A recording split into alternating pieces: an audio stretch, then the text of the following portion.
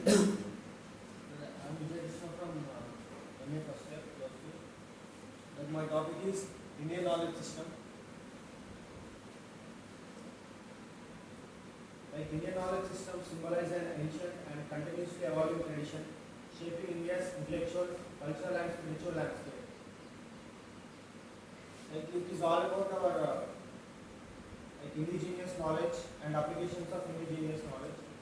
And Indian knowledge system has profoundly influenced global thought. The establishment of Ministry of Education, Indian knowledge system division into in 2020 marks as a renewed focus on documenting and reviving this heritage for contemporary relevance as the Eastern question and emphasizes true knowledge. Vijay is holistic balancing spiritual wisdom and material understanding to lead a harmonious life. The first one is the historical perspectives on Indian knowledge system. The historical perspectives on Indian knowledge system is holistic knowledge. Indian knowledge system focus on holistic knowledge. It balances spiritual vidya and material vidya, understanding, aiming for liberation from suffering. Because our old Indian philosophy is focus on mukti or moksha, like its continuity and adaptability. And the key components of Indian knowledge system is Vedas, Vedas and Upanishads and Puranas. Especially in Vedas, the Ayurveda medicine, Dhanurveda archery and warfare, and Gandharva Veda performing arts and Shilpa architecture. These all are key components of our Vedas. And the historical timelines and documentation. The oral tradition and documented texts like Vedas dated back 1500 BC, modern estimate, but we are believed to be much older in Indian tradition. Puranas documented from 4th century BC to 11th century CE. Like example, Ramayana, Mahabharata serve as historical and ethical epics. Historical. What is the date of historical? Ramayana.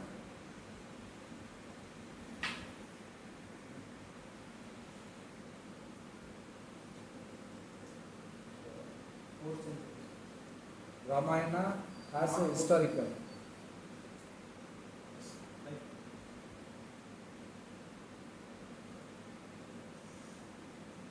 Ramayana and Mahabharata are not historical evidence, they are just epics written by some people. Ethical ethics. Epics. And now still research is going on. Ethical ethics. And the contribution to diverse fields. Like Indian knowledge system contributed to philosophy and ethics. Indian philosophy integrates materialism and spirituality. The Bhagavad Gita offers ethical guidance on duty, life, and balance. Mathematical and astronomy. Contributions from Aryabhatta, Brahmira, and Baudhayana, and others in trigonometry, calculus, and time measurement. Ancient texts explore celestial movements and geometry.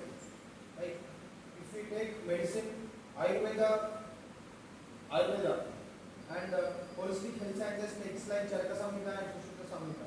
Sushruta pioneered surgical techniques and including cataract removal. Siddha system from Tamil Nadu emphasizes body, mind, spirit, harmony through herbal treatments. And if we take the components of arts and culture, Natya by Bharat Muni treatise on drama, music, dance, architecture, and sculpture. Technology and crafts. Inventions in metallurgy. For example, iron pillar of Delhi, weaving, Muga silk and ceramics in Assam and Meghalaya. The modern relevance and revival. Recognition and integration. International Yoga Day on June 21 highlights the physical and mental health. And if we take New Education Policy 2021 and policy frameworks encourages integration of Indian knowledge system into education, linking traditional knowledge with modern sciences. The practical applications, sustainable architecture inspired by ancient practices, Ayurveda and Siddha systems for preventive and holistic health. Typical frameworks from texts like Bhagavad Gita and Upanishads. The tribal and regional knowledge. And the conclusion for the historical perspectives on Indian knowledge system is like Indian knowledge system reflect on unbroken chain of wisdom that has shaped humanity for millennia. And decolonization of mind, decolonization of the mind through the Indian knowledge system. Like from You the have taken all these things, Yojana magazine, the magazine Yojana, yes sir. right? The topics See that last month magazine, not no, it's a March month only. March month magazine. February month, No, it's a March month only. But all topics are taken from that magazine and just without editing you are keeping the same thing. it's only topics name. Go ahead. And Indian knowledge system through the ages. Ancient period foundations of knowledge. Philosophical foundations. The philosophical foundation is founded in Vedas and Upanishads, explore the nature of existence, self, Atman, and ultimate reality, Brahman. Pathways of productivity, self-detachment, and productivity, engaged actions, guided personal and social ethics. And scientific and mathematical achievements, and sustainable ecological wisdom. The medieval period, cultural evolution. In the if you take cultural evolution, Bhakti movement, and Jainism and Buddhism. Bhakti movement. Jainism, Buddhism, Bhakti movement. No sir, Bhakti movement is separate and the Jainism and Buddhism is separate. Like in the medieval period, Bhakti movement is separate, and after Jainism and Buddhism also is a part of our medieval period. Medieval period. Jainism and Buddhism are not part of medieval period. They are ancient. 4th century. What do you understand by medieval period? Medieval period is And when will it start? What is modern, what is medieval, what is ancient? you can ask questions later. End of this one. No, when you are presenting this one, we are not to listen everything here because people are doing what Jainism, Buddhism, but saying that bringing a Bhakti movement. Then again saying that it's a medieval. Here the people are here like to tune you. It's not that you can ask them when they will ask. Intervention is that if it, everything we didn't intervene into that when Dilip was presenting. Only I was giving comments only. Buddhism period 5th century.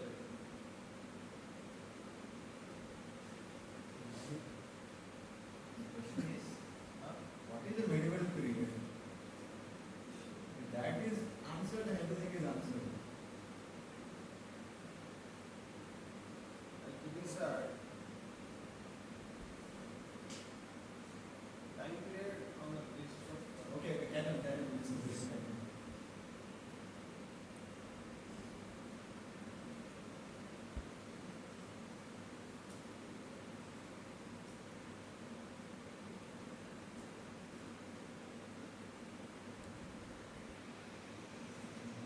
and modern period revival and challenges.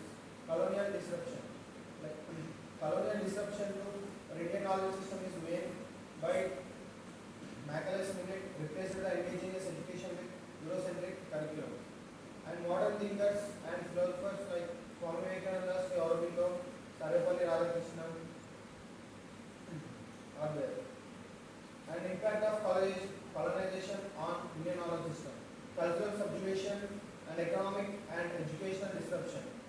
And mental colonization. And decolonization of the mind through Indian knowledge system, like reviving cultural identity and education reforms, and global relevance of Indian knowledge system, sustainability and holistic development, and philosophical guidance.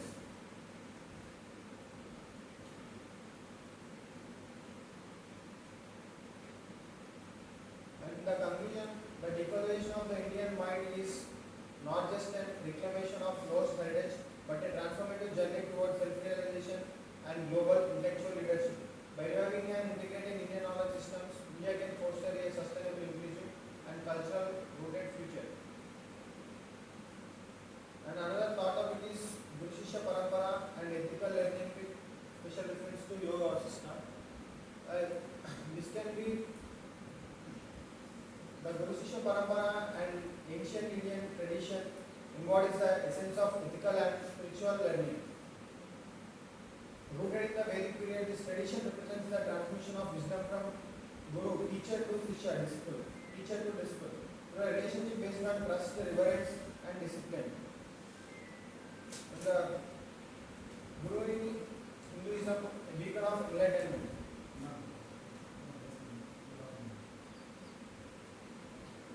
And the yoga Vasishtha an overview, structure and theme, presented as a dialogue between sage Vasishtha and Sri Rama, focused on self-inquiry, meditation and understanding of reality.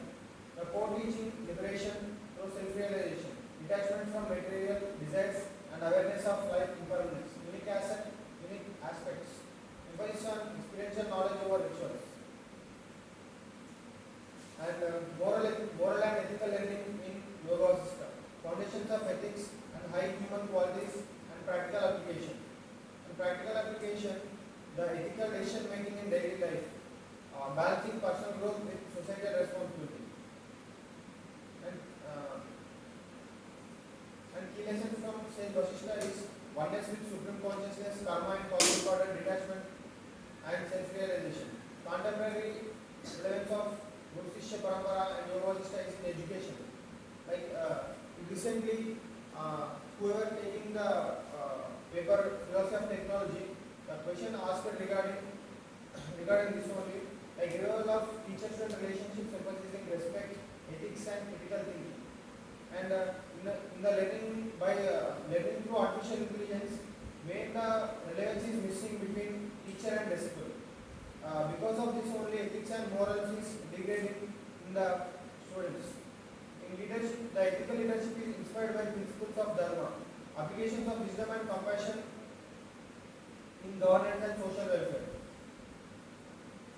Like in personal growth, moral decision making and aligned with universal principles. In the conclusion regarding Guru Shishya Parampara and teachings of Yoga Vasishtha encapsulate timeless wisdom for ethical and spiritual growth, and Sage Vasishtha guidance to Sri Rama exemplifies the transformative power of this tradition, fostering enlightenment and righteousness. By integrating these teachings into contemporary life, individuals can navigate challenges with clarity and purpose, contributing to personal fulfillment and societal harmony.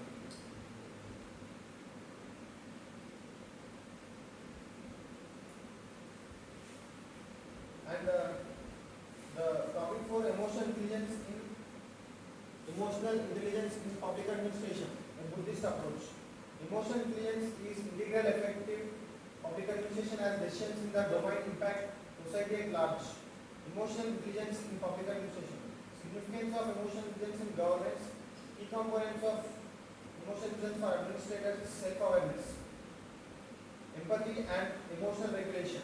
Role of emotional intelligence in democratic leadership. Promotes shared values and inclusivity. Buddhist philosophy on emotional intelligence is understanding the mind. That is, Abhidharma Samuchaya classifies emotions as virtuous and non-virtuous, kusala and akusala. And roots of mental application, 6 roots. And counteracting negative emotions, mindfulness and meta-awareness, cultivating awareness of thoughts and emotions, compassion and wisdom. And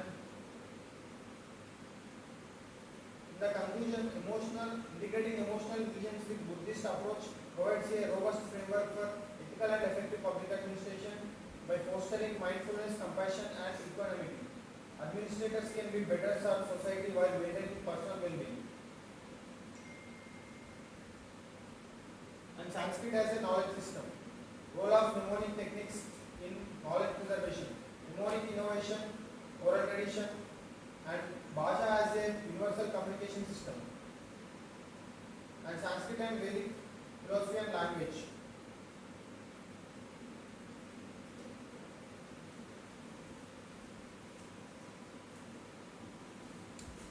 Unity in diversity. The Indian outlook views all languages as variants of a single system of communication, rooted in the divine concept of Bhasha. Language and knowledge. Knowledge is abstract until it is coded in language. Sanskrit bridges this gap by enabling the precise recording and transmission of ideas. Limitations of Bhasha as a carrier of knowledge. Ambiguity. Synonyms and multiple words may convey the same meaning. For example, jal, neer, pani for water. Temporal and spatial relation.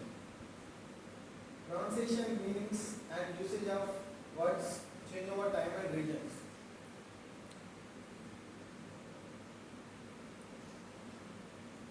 Sanskrit and the development of Vyakaran. Sabdashastra means the science of words, origins in the Vedas. The study of grammar began as an auxiliary discipline in Vedanta to preserve Vedic pronunciation and interpretation. Panini's Ashtarjavi, regarded as the most comprehensive grammar ever devised, Panini's work captures Sanskrit in its most refined form. Sutras tell the grammar rules encapsulated in concise sutras, formulas for easy memorization and recall. The key features of Vyakaran is the compact yet comprehensive and adaptability, role in refinement. The Sanskrit contribution to knowledge system is linguistics and phonetics, syntax and semantics. Science and mathematics. Words like Aryabhata, mathematics and astronomy and Shushruta in the surgery rely on Sanskrit for clarity and precision. Philosophy and ethics. Regarding philosophy and ethics, Upanishads and Bhagavad Gita explore profound ideas using Sanskrit precise vocabulary and structure. Influence on Indo-European languages. Sanskrit serves as a parent language for many Indian and European languages, preserving ancient roots and structures.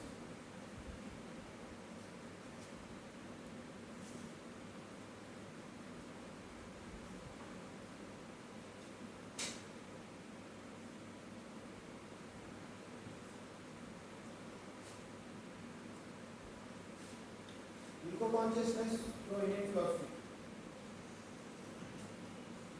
The increasing frequency of extreme weather events in 2024 resulted in significant loss of life. The philosophical foundations of eco-consciousness. The holistic view of environment. Indian thought perceives nature as a dynamic, interconnected system, where humans coexist with all forms of life. The ninth purpose and sacred nature of nature, anthropomorphism, and 60 cosmic creation. Integration to daily life and sustainability in Indian traditions. Ethical dimension of Indian philosophy, like for ahimsa and duty, emphasizes responsibilities towards the environment, urging sustainable practices. Karma, Jainism, Buddhism, and Samkhya philosophy. Samkhya philosophy introduces Purusha, observer, and a Prakriti nature. Emphasizes harmony through self-realization. Practical contributions through eco-consciousness is sacred trees and deities. Indigenous knowledge system, tribes and rural communities view nature as a living entity aligning with animistic traditions. If we compare with Western traditions, Indian philosophy is a holistic and sacred view of nature, and Western philosophy anthropocentric, nature as a resource, and Indian philosophy emphasizes on ethical duties, and Western philosophy focuses on rights and utility, and Indian philosophy regards animals and plants, and Western philosophy limited moral consideration for nature, and Indian philosophy interconnectedness with the cosmos.